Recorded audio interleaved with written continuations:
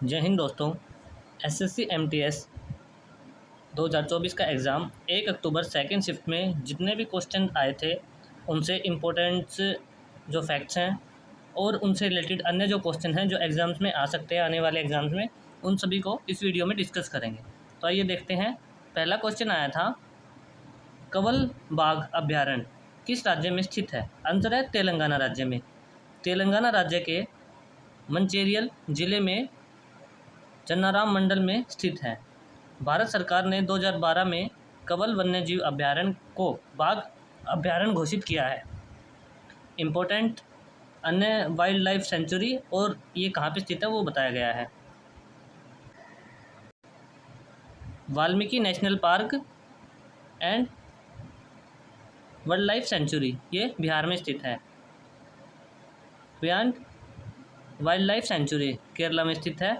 Jim Corbett national park ये उत्तराखंड में स्थित है और ये मोस्ट इम्पोर्टेंट भी है। मधुमलाई सेंचुरी पार्क ये तमिलनाडु में स्थित है। भारत में सबसे अधिक वन्यजीव अभ्यारण्य महाराष्ट्र में स्थित है और टोटल इनकी संख्या है 49 वन्यजीव अभ्यारण्य। नेक्स्ट क्वेश्चन है जो कि आया था, प्रारंभिक वैदिक काल में आर्यों का सबसे महत्वपूर्ण देवता किसे माना जाता था? ये माना जाता था इंद्र देव को। ऋग्वेद में इंद्र को पुरंदर भी कहा गया है। नेक्स्ट क्वेश्चन आया था, बौद्ध धर्म में प्रयारकों और तीर्थयात्रियों ने एक किस शताब्दी के दौरान रेशम मार्ग पर यात्रा की थी? आंसर है दूसरी शताब्दी के दौरान। भारतीयों के लिए रेशम मार्ग राजा कनिष्क ने शुरू किया था। कनिष्क कुषाण साम्राज्य का सबसे शक्तिशाली शासक था। उसके साम्राज्य की राजधानी पुरुषपुरा जो पेशावर भी कहते हैं वो थी। कनिष्क के शासनकाल में बौद्ध धर्म को महायान और हीनयान में विभाजन किया गया था। कनिष्क के दरबार में प्रसिद्ध कवि कौन थे? अशुघोष। बुद्ध चरित्र बुद्ध की एक जीवनी अशुघोष द्वारा लिखी गई है। नेक्स्ट क्वेश्चन आया था, नीति आयोग की पहली बहुआयामी गरीबी सूचकांक के मुताबिक सबसे गरीब राज्य कौन सा है, या फिर सबसे गरीब यूनियन टेरिटरी कौन सा है? इसमें था दादर एंड नागर हवेली। जो दादर एंड नागर हवेली है ये सबसे गरीबी रेखा में ऊपर है। नीति आयोग की पहली बहुआयामी गरीबी सूचकांक रिपोर्ट के मुताबिक बिहार, झारखंड और उत्तर प्रदेश भारत के सबसे गरीब राज्य हैं और यूनियन टेरिटरी जो है वो दादर नागर हवेली है। एग्जाम्स में राज्य नहीं, ये यूनियन टेरिटरी ही पूछा गया था। नेक्स्ट क्वेश्चन है, दो प्राकृतिक संकेतक के नाम बताओ। इनकी डेफिनेशन है, सभी संकेतक जो प्राकृतिक नहीं हैं उन्हें मानव निर्मित या सिंथेटिक संकेत के रूप में जाना जाता है। और दो प्राकृतिक संकेत के एग्जाम्पल है फिनोलोफ्थेलिन और मिथाइल ऑरेंज। नेक्स्ट क्वेश्चन आया था, 1928 में आयोजित प्रथम अखिल बंगाल छात्र परिषद के अध्यक्ष कौन थे?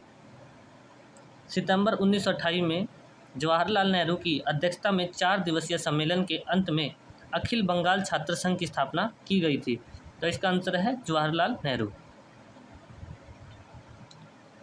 22 से 25 तारीख तक यह सम्मेलन चला था और यह श्रद्धानंद पार्क में आयोजित किया गया था। ये भी आपको याद रखना है। नेक्स्ट क्वेश्चन आया था, राष्ट्रपति के कार्यकाल की शर्त किस अनुच्छेद से संबंधित है? आंसर है अनुच्छेद 59। राष्ट्रपति के कार्यकाल की शर्तों की सूचीबद्ध करता है। वे इस प्रकार हैं, राष्ट्रपति संसद के किसी भी सदन या किसी राज्य विधानमंडल के सदन का सदस्य नहीं होना चाहिए।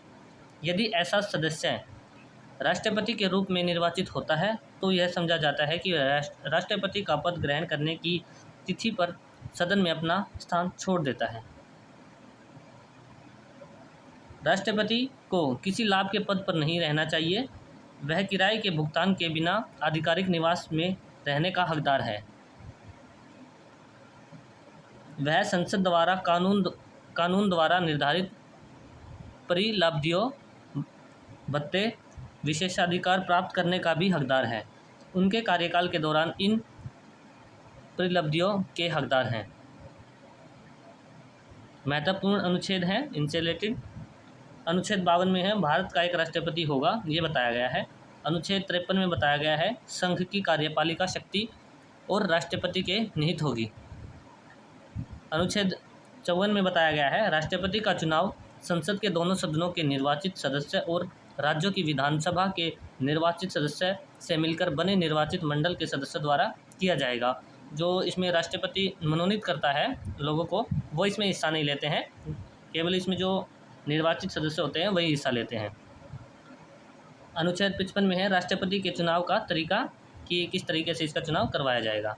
अनुच्छेद 56 में है राष्ट्रपति 5 वर्ष की अवधि के लिए पद पर बने रहेंगे।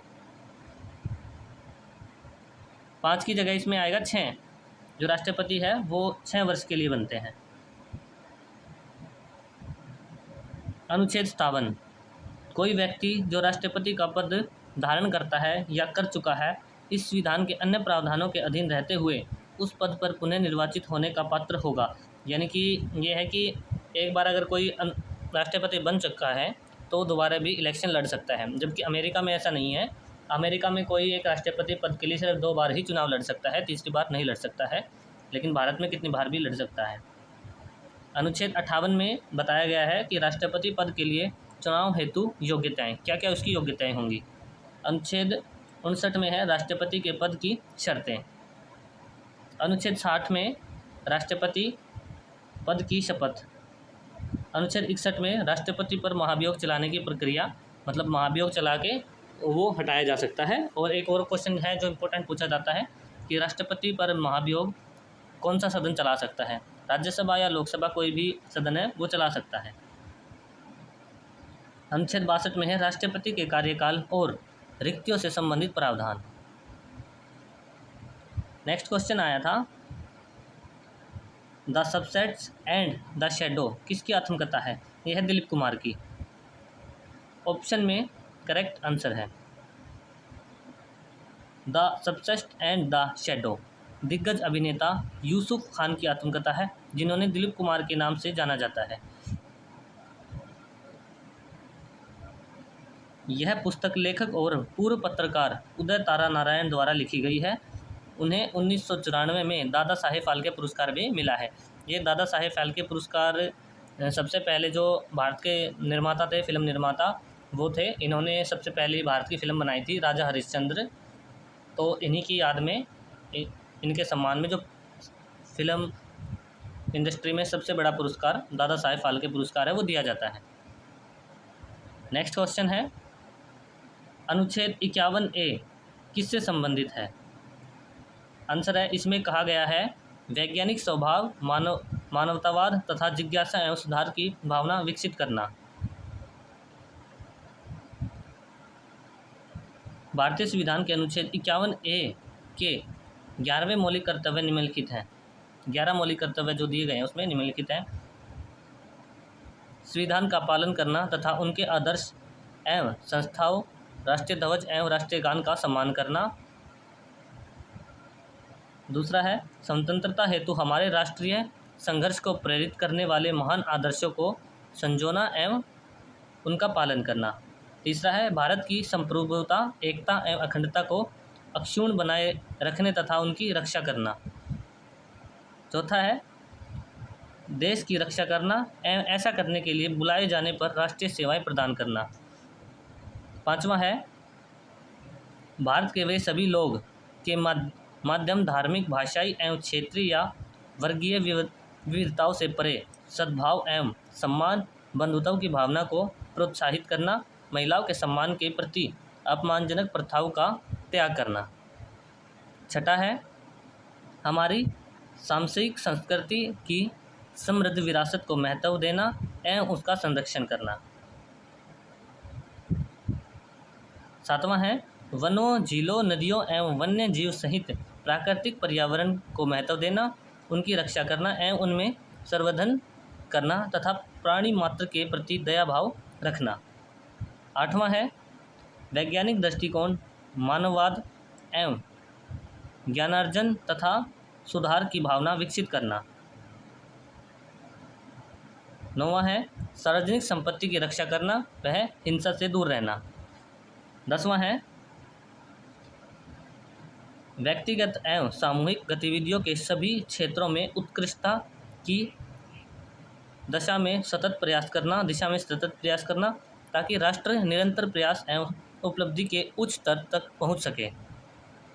उसके बाद है 11वां, स्टार्टिंग में जब हमारा संविधान बना था तो उस टाइम पे हमारा एक भी मौलिक कर्तव्य नहीं था, लेकिन ये बाद में जोड़े गए थे 10, लेकिन ये जो 11वां है ये और भी बाद में जोड़ा गया था। तो काफ़ी पूछा जाता है कि जब संविधान का निर्माण हुआ था तब कितने मौलिक कर्तव्य थे, तो आंसर आएगा 0 थे।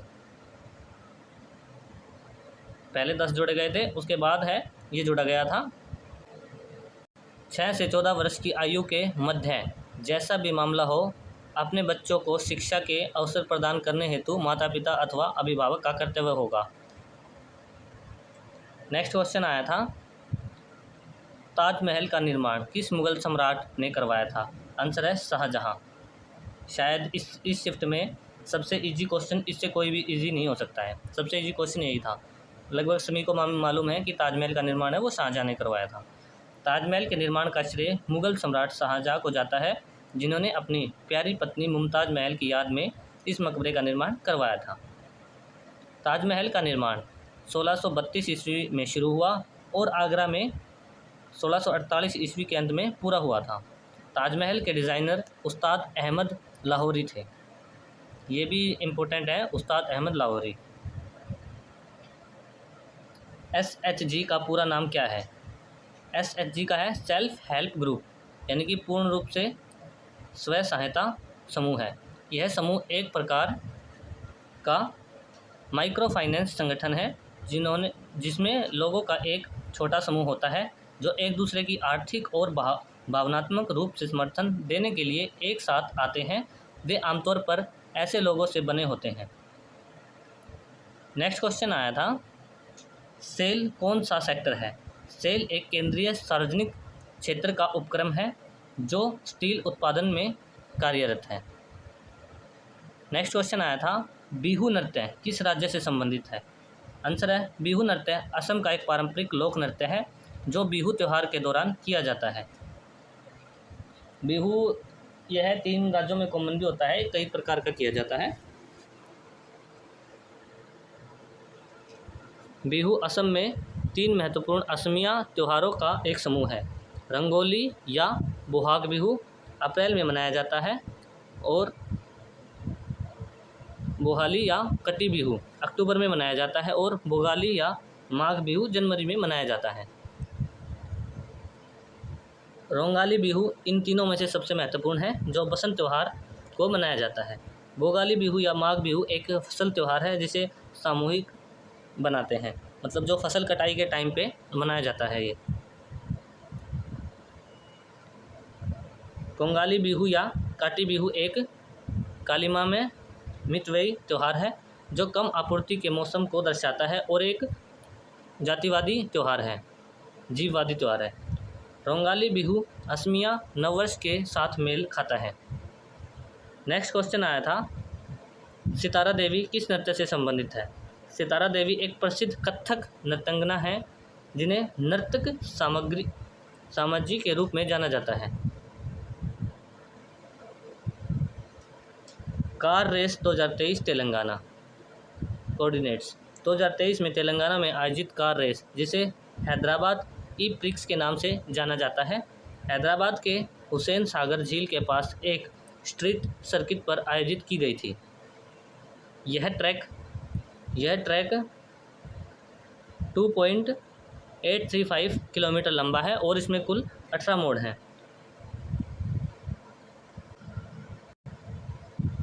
उसके बाद है 2023 में आयोजित 9वें ब्रिक्स संसदीय फोरम में विभिन्न देशों में के संसद सदस्यों के भाग लिया।